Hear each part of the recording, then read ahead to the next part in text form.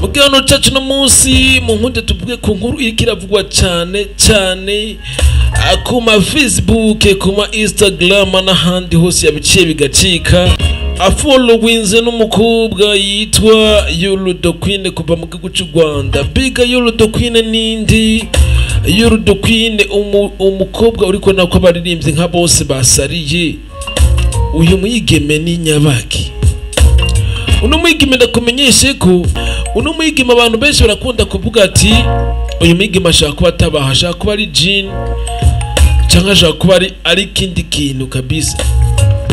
Kuko ni wa mwigeme utizigira ubona ahantu na hamwe ari mu rubanza, mu butambiro, mu bunwero cyangwa ahandi hose hashaka kuba hahurira abantu benshi. Rero umuririmbyi Kiriko Akili nawe akaba yari amaze imyaka myinshi asa n'uwamusaliye muri buno buryo. Amurondera kuri Instagram yamavuga mu bimenyesha makuru avuga ati nk'umunsi nohura na Yuludo Queen nibwo no kumva ko mfise umunezero, nibwo no kumva ko ndyohewe cyane. Agashariro kakozwe no munsi kuri Instagram ya Yuludo Queen Kiriko Akili.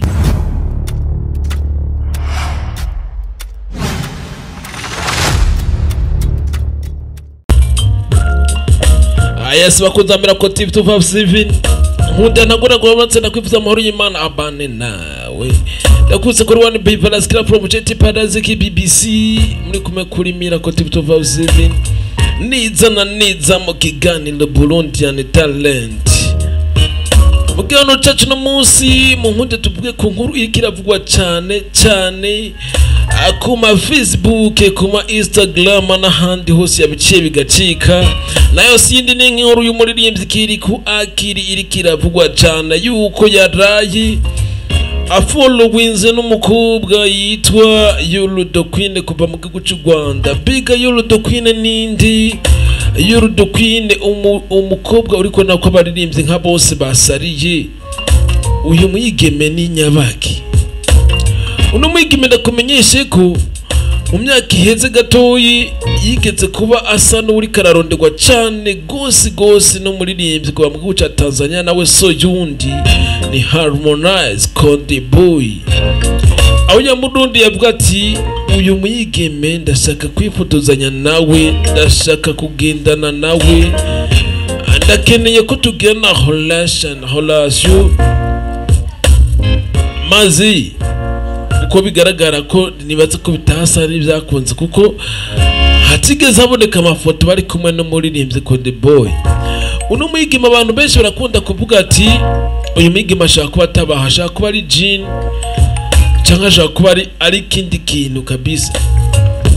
Kuko ni wa mwigeme utizigira ubona ahantu na hamwe ari mu rubanza, mu butambiro, mu bunwero cyangwa ahandi hose hashaka kuba hahurira abantu benshi.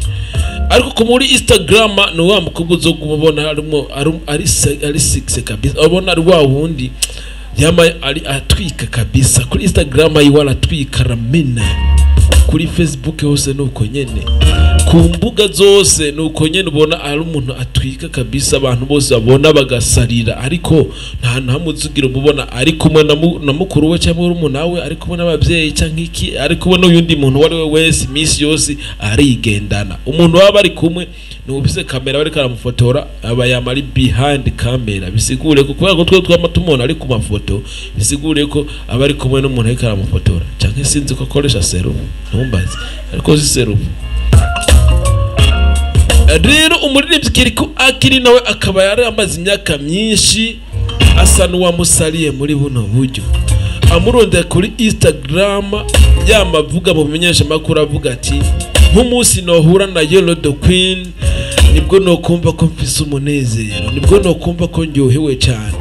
Agashariro kakozwe no munsi kuri Instagram ya Yuludo Queen Kiriko Akili akaba yamaze kuba nk'umufollower. Ewe bino bintu ntibigiye kugira gute, ntibigiye koroha.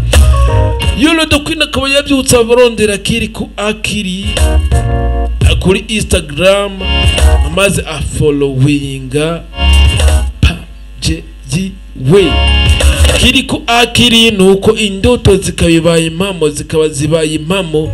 Ibyo yaramaze imyaka myinshi yifuza ashaka ko Yolo the Queen yo followinga bikaba byamaze kuba Yolo the Queen akaba yamaze gufollowinga Yolo the Queen.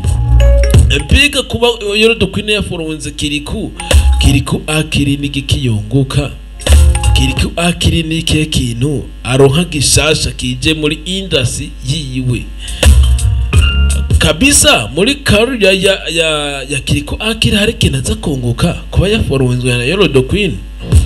Mbega kuba Kiriku akiri asa n'uriko ararondera cyane Yolo the Queen, ho bahari mu iterambere mu bijanye na career yiwe, ko ibigaragara ubona ko Yolo the Queen asa nuko umenga ni wa mukobwa ubona abayeho kuri garama ndende cyane irenze gose.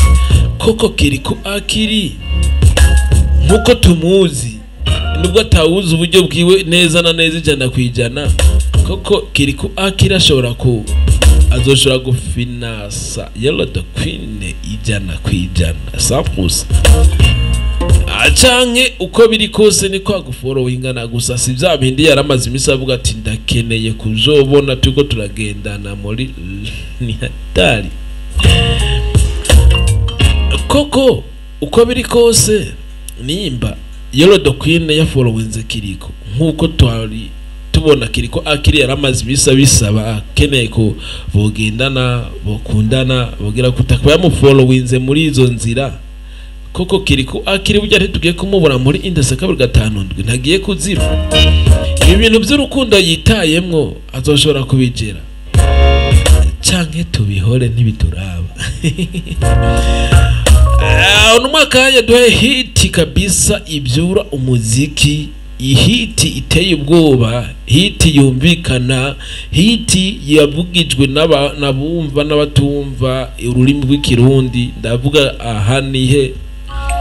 Ariko nimba koko Kiriku akiri yo yafollowinzwe na Yolo the Queen, umukobwa abantu beje bafata nk'ijini, umukobwa tuzigira ubona kuri live n'umunsi n'umwe, utazigira ubona video yiwe n'umunsi n'umwe ariko atembera mu ibarabara canke ariko atembera mu bunwero canke ariko atembera ahantu hariho hose uzomubona foto gusa yifotorera ahantu hamwe haboneka agace gatoyi.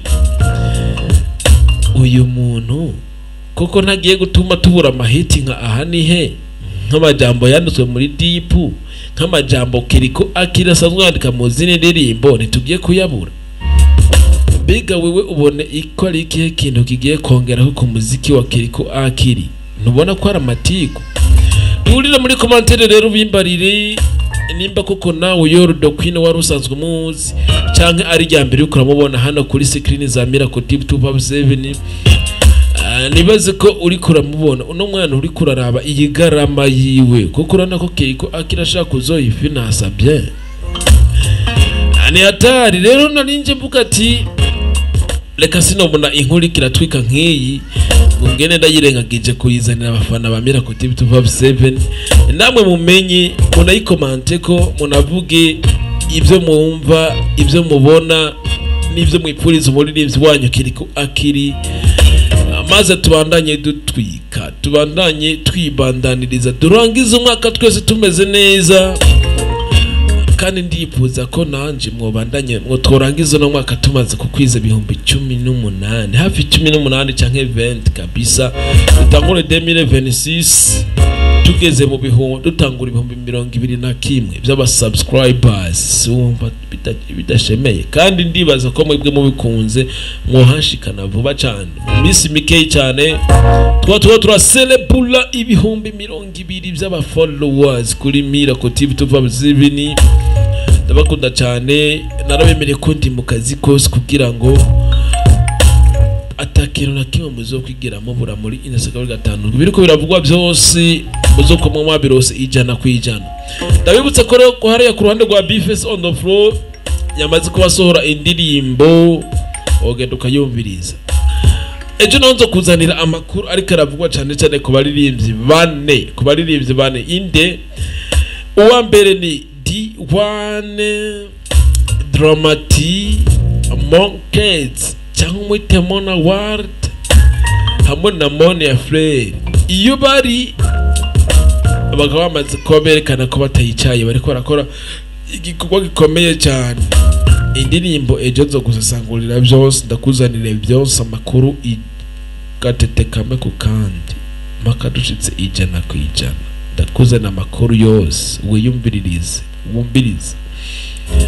Iyi ndirimbo ndibaza abantu benshi bavuga ati irashaka kuvuta ahanihe muga ahanihe nawe numenga ni virus ariko nayo nayo bisumenga ni indi virus igira isohoke ishobora gutotuma abaririmbyi benshi bareka gusohora indirimbo kabisa kukuntu numvise zya mbaraga bashizamwe imbaraga bicaye imbere ya Joel maze bakora ikintu gikomeye cyane. Hewe ndabakunda cyane. Ciao ciao hasta la vista.